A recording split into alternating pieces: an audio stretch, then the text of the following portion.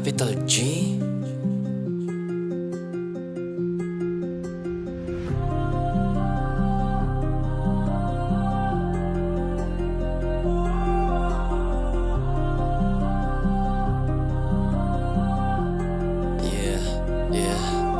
Hey, wala ako dito para lang dun sa magpabilib ng mga tao pagkatapos nitong makinig sa mga para ko na madalas nag-iinit. Hindi maitanggi na talagang meron ngang lupit, pero maiba tayo ng usapan.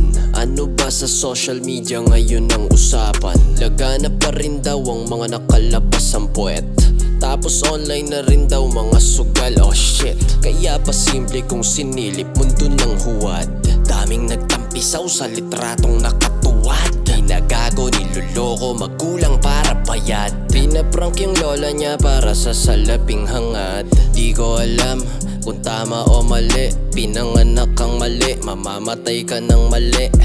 Kahit nilikha lang ng kamay sinasamba.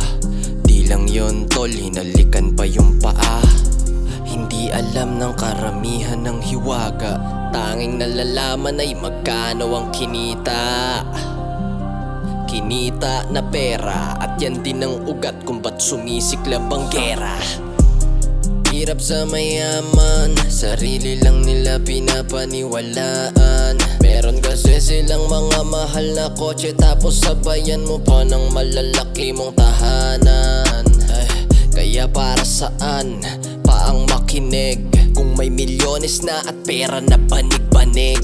Pero teka lang, balik tayo doon sa mga kaganapang nangyayari sa ngayon.